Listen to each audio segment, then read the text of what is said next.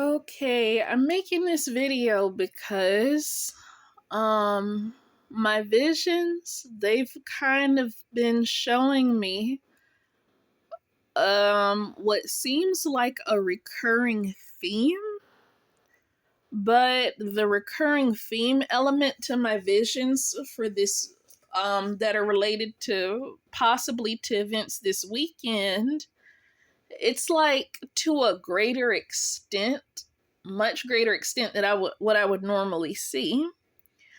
Um and it's like over and over again. It's like maybe five, six, eight visions for this weekend with a recurring theme. And it's really serious stuff, and I feel like I can't speak on it. I feel like I can't do that. And I feel like it would be better to just sit back and wait and see what happens and then talk about it afterwards. Because over the years, I've learned that, like with an image, when you just get an image alone, but without a lot of supporting detail from a trusted source, you can miss some things or misunderstand. Like one example of that is when I was talking to a young man who was of indigenous descent and trying to encourage him and to give him advice for getting out of homelessness that does not involve exploiting women for money, that doesn't involve prostituting or selling drugs, nothing like that, positive stuff, okay? So while I was talking to him, and I was in front of my prayer altar to honor the creator and also my ancestors. This is a long time ago, like last year when I lived in Wyoming. And I wasn't even doing anything on my Thanksgiving altar for the creator and my ancestors. I wasn't even doing anything on it. I was just talking to him on the phone. And he was telling me what was wrong. I was giving him positive, constructive ways to get out of living outdoors and into a home. And after I hung up the phone with him, I had a vision of him after I hung up the phone. And like I said, I wasn't doing anything on my altar at all. So the vision I had of him after I hung up the phone is I saw a picture of him looking down at his telephone with his eyes open wide in shock and surprise with his mouth open. And I thought, well, what the hell is this? And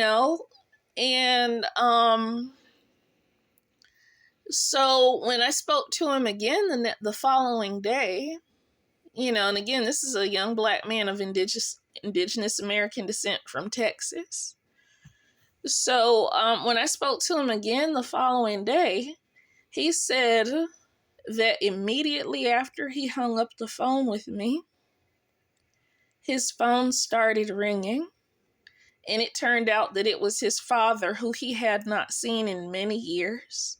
And his father was coming to rescue him. His father was coming to take him in off the streets. His father gave him a new wardrobe, a new set of clothes, moved him into a beautiful, immaculate, upscale community. He got a real good job, and his whole life turned around just like that. And it was beautiful. It was beautiful how quickly that young man's life turned around in a positive way. And I wasn't even doing anything. It had nothing to do with me. But, like, even though there have, and it was literally instant. Like, as soon as he hung up the phone with me, boom, he was blessed and rescued. I wasn't praying. I wasn't doing no kind of Thanksgiving offerings. I wasn't doing nothing. Like, literally nothing. I had like zero hand in it.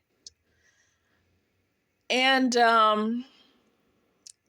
but before he called me the following day, I would have never guessed. I would have never guessed that his eyes and mouth was open wide in shock and surprise over his father calling to rescue him, because he had been living outdoors for like nearly 2 years. And,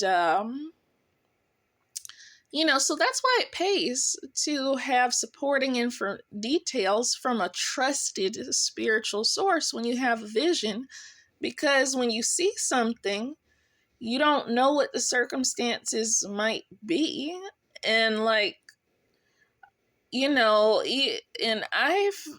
I've been secretly having a lot of visions for many years, and just kind of learning from trial and error. And even after 6 or 7 years, there can still be times where you see something, but you really don't fully and completely know the circumstances, and you can misunderstand. Like, maybe, or it could be a type of vision where you think it's something that's going to go happen in 3 to 7 days, when really maybe it's not happening in 3 to 7 days. Maybe it's happening right then in real time. And it can be hard to tell the difference between something that's happening immediately in real time, like in my vision of the young man who I just talked about. It could be hard to tell if it's happening right then and there, or if it's in 3 days, 7 days, or whatever. It's like, even if you learn to fish out patterns for certain types of visions, there can still be those times when there's a deviation from that pattern. And, so you can never, it's almost like you can never really assume that you're getting something 100% right. And then, with trial and error, you learn to tell the difference between a vision that might be from a witch or a sorcerer who is very, very manipulative, versus one from a source that maybe might be a little bit more trustworthy. Everything is not as straightforward as people like to think. Like, there are some visions, or sometimes it could be from a scammer, or you could have a vision, you're waiting a couple of days, and then when the fulfillment, your expected fulfillment day comes, based on an educated guess,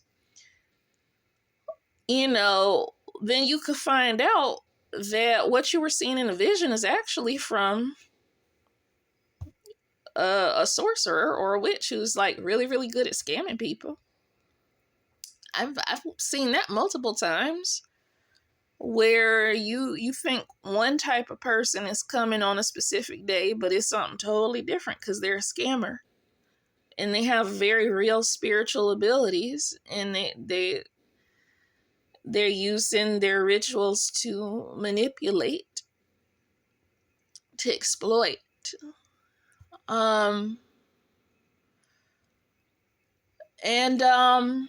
So these are just only a few of the reasons why in ancient times, people who had a prophetic calling, they had schools. They had schools to teach them how to identify different types of things. They had schools to teach them about certain types of spiritual experiences, and how to tell the difference.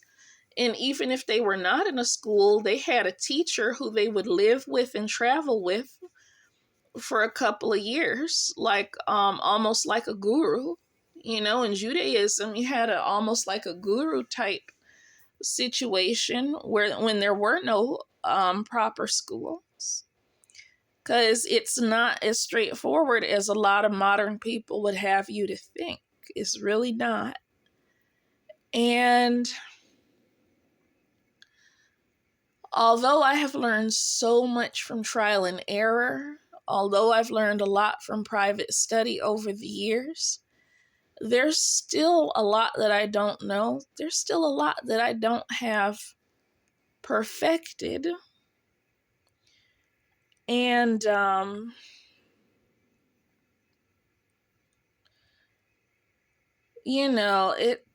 it's like, and this weekend going into the super moon, that's also going to be a blood moon. I think it's on Monday, if I'm not mistaken.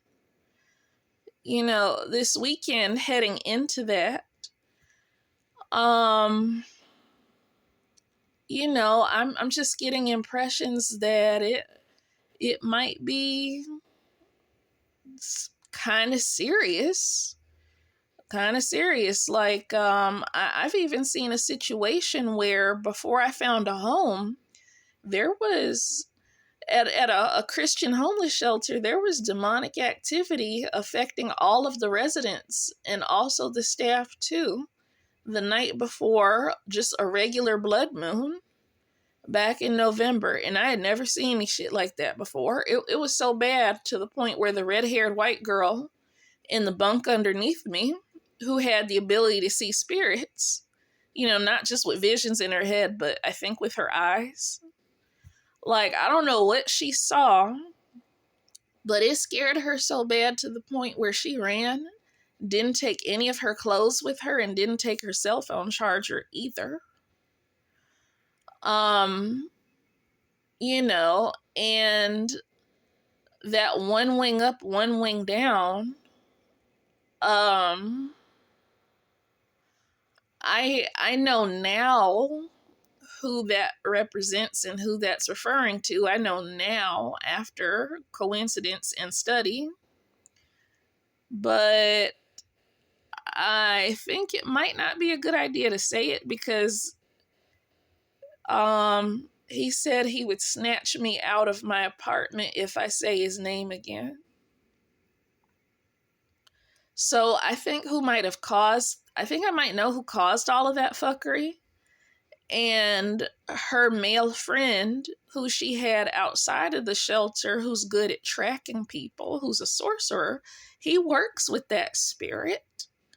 So I don't know if she had anything to do with what was going on. I don't know if other people in the shelter had anything to do with that, but they work with him. And there are Jews who work with that spirit whose symbol is one wing up and one wing down. There are Satan worshipers who work with him, and the things he's able to do, according to legends, he can really do that shit. Like, I recorded some physical evidence that I did not fake that proves he can really do that shit.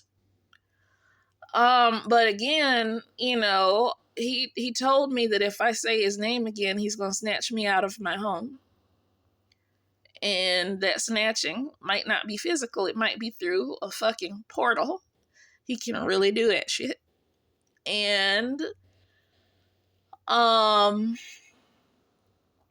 think it's very possible that specific people really might be his descendants as well.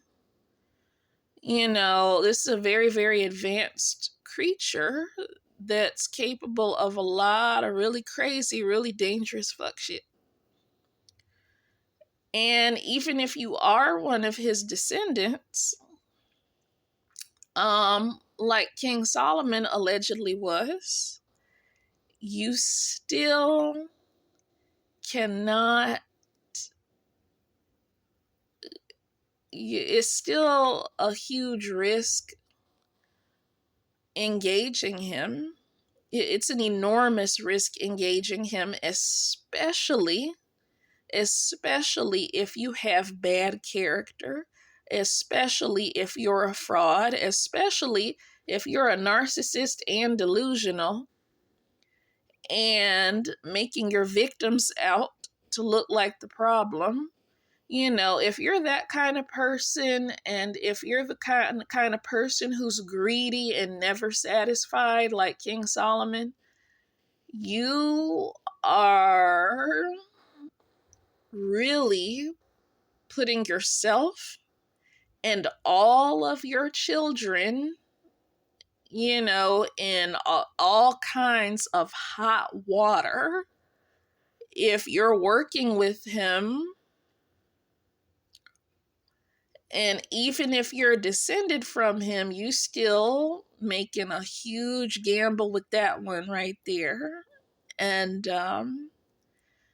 so with that said, the serious situations that might occur during this weekend, going into the Monday blood moon, which is also a super moon, I don't think this particular set of issues has anything to do with him.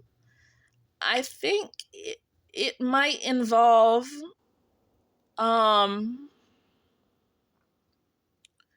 another angel, other people, other beings. I mean, I can't say what it is because, just like in the situation I told you about with the young man who got out of homelessness at lightning speed after talking to me, just like in that situation, I don't know enough supporting details to be able to speak on what I've been seeing in my recurring visions. But whatever is coming up this weekend, that is going to be some very, very, very ultra serious stuff. I mean, you wanna lock your home. You wanna pray and at least make an attempt to lock your home down. You wanna put anointing oil or or eggshell powder or whatever you gotta put down. Well, like whatever you gotta do, pray over stuff, anoint your home, whatever you gotta do, because I just don't know. Like something is coming, and I don't know if that's towards me personally or towards someone else or just in general. But there's like some serious shit happening, and I don't know. That's really all I can say, I just like there are a lot of things that people who have a spiritual contract, like witches, they get a lot of access, a lot of accurate access to people's personal business through a spiritual contract, okay? That's how they can be 10 feet deep in somebody's business if a person pays and asks for consent. Like, I don't have a contract like that, so I don't accurately have massive amounts of details on a person's life. Sometimes I get little breadcrumbs about my twin flames. Well, I'm not going to say twin flame, but the person who is literally might be the other half of my soul from head to toe. My other soul part, who is allegedly 50% of me and also my extreme opposite. I might get details on what's going on in that person's life sometimes. And I don't know if I can leave this realm without him. I really don't know. Maybe, maybe not. I don't know. But yeah, like stuff that's going on in his life, sometimes I might see some things, but I don't get like a lot of supporting details though. So there's a possibility I could misunderstand or misinterpret something. Because again, I don't have that contract like a lot of witches who are phone readers have.